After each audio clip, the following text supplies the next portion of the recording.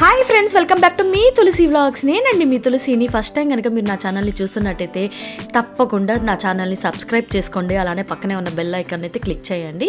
నేను ఏదన్నా కొత్త వీడియో పెడితే అది నోటిఫికేషన్ ద్వారా మీకైతే తప్పకుండా వస్తుంది, అస్సలు మిస్ కాకుండా. నేను December 31 రోజున హెల్దీ వేలో కేక్ అయితే బేక్ చేశాను. మరి ఆ హెల్తీ కేక్ ఎలా చేయాలో చూపించేస్తాను, చూసేయండి.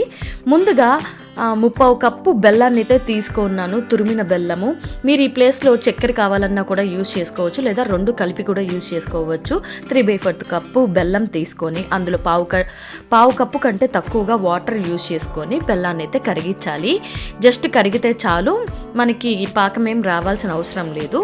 అది కరిగిన తర్వాత ఇలా ఒక కేక్ని దేంట్లోకి అయితే వేసుకోవాలనుకుంటున్నారో ఆ మౌల్డ్ని లేదా గిన్నెని ఇలా డస్ట్ అయితే చేసుకోవాలి. జస్ట్ ఆయిల్ పూసుకొని దానిపైన ఇలా పిండి చల్లేసుకొని పెట్టుకోవచ్చు, లేదా మీ దగ్గర బటర్ పేపర్ ఉంటే జస్ట్ దానిపైన ఆయిల్ పూసేసినా సరిపోతుంది. నా దగ్గర బటర్ పేపర్ లేదని చెప్పి నేను ఇలా జస్ట్ డస్టింగ్ అయితే చేసుకున్నాను.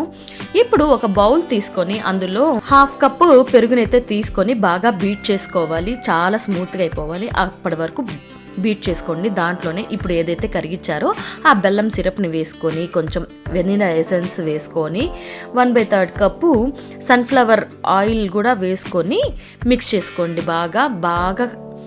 బాగా అయితే కలపెట్టుకోవాలి. చాలా అంటే చాలా బాగా కలపాలండి.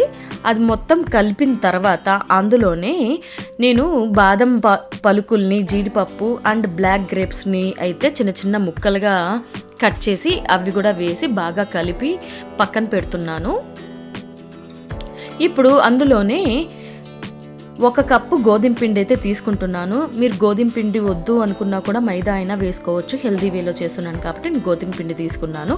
అందులోనే 1.5 టేబుల్ స్పూన్ కోకో పౌడర్ వేసుకోండి. ఇన్ కేసు మీ దగ్గర కోకో పౌడర్ కానీ లేకపోతే బెల్లం కరిగించేటప్పుడే 10 రూపీస్ చాక్లెట్ ఉంటే కరిగించి వేసుకోండి, సరిపోతుంది. అందులోనే 1 teaspoon baking powder, 1/2 teaspoon baking soda వేసుకొని కట్ అండ్ ఫోల్డ్ మెథడ్లో కానీ లేదా 1 డైరెక్షన్లో కానీ ఇలా కలుపుకోవాలి. రివర్స్ మాత్రం కలపద్దండి, ఏదైనా కూడా 1 డైరెక్షన్లోనే కలపండి, లేదంటే కట్ అండ్ ఫోల్డ్ మెథడ్లోనే కలపాలి. చూడండి, ఈ కన్సిస్టెన్సీలో అయితే రావాలి, ఈ మాత్రం గట్టిగా అయితే రావాలి. ఒక స్పాచులా తీసుకొని నీట్గా చూసారా, కట్ అండ్ ఫోల్డ్ మెథడ్లోనే ఇలా నీట్గా కలుపుకొని ఇప్పుడు ఏదైతే మనం డస్టింగ్ చేసుకున్నామో ఆ బేకింగ్ ట్రేలో అయితే ఇలా వేసేసుకోవాలి. మొత్తం వేసేసుకొని నీట్గా స్ప్రెడ్ చేసుకోండి. స్పాచులతోనే నీట్గా అలా అనేసి దానిపైన మళ్ళీ నేను ఇంకొన్ని బాదం పలుకులు, జీడిపప్పు అండ్ కిస్మిస్, బ్లాక్ గ్రేప్స్ ఏదైతే ఉందో అవన్నీ నేను కొంచెంగా పైన కూడా చల్లుకుంటున్నాను. కుక్ అయిన తర్వాత ఇవి క్రిస్పీగా తగులుతుంటే టేస్ట్ కూడా చాలా బాగుంటుంది అండ్ చూడడానికి కూడా చాలా బాగుంటుంది.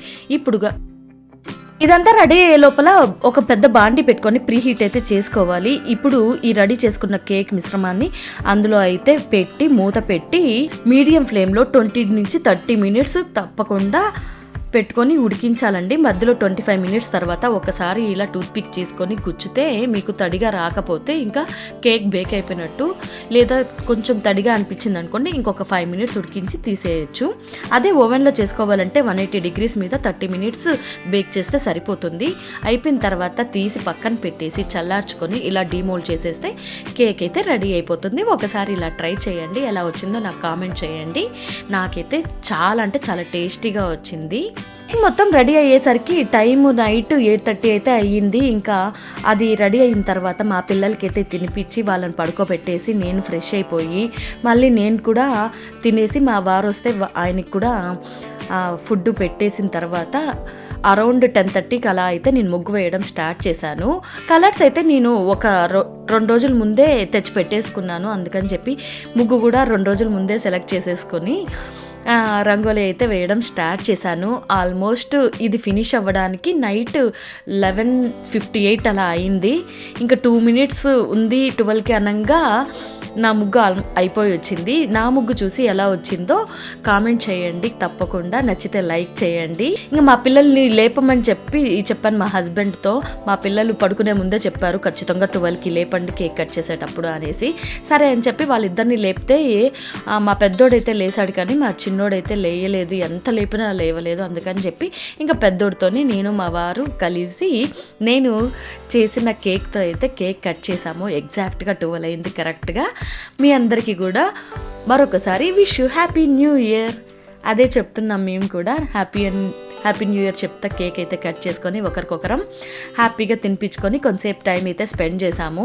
కేక్ మాత్రం నిజంగా ఎంత టేస్టీగా ఉందంటే స్వీట్నెస్ ఎక్కువ లేదు, తక్కువ లేదు, కరెక్ట్గా సరిపోయింది. అది కూడా గోధుమ పిండి, మధ్య మధ్యలో ఆ జీడిపప్పు, బాదం పప్పులు అవన్నీ తగులుతూ ఉంటే చాలా బాగుంది తినడానికి. మీరు తప్పకుండా ఒకసారి ఇలా ట్రై చేయండి. ట్రై చేసి ఎలా వచ్చిందో అయితే నాకు కామెంట్ చేయండి. అస్సలు మిస్ చేయొద్దండి. ఏ అకేషన్కైనా నార్మల్గా కూడా ఎప్పుడైనా మీ పిల్లలు అడిగినప్పుడు ఇలా వెంటనే కూడా చేసుకునేయచ్చు. చాలా ఈజీ ప్రాసెస్. ఒకసారి మీరైతే ట్రై చేయండి. మా హస్బెండ్కి అయితే బాగా నచ్చింది. ఆల్మోస్ట్ కేక్ ఫినిష్ అయిపోయింది.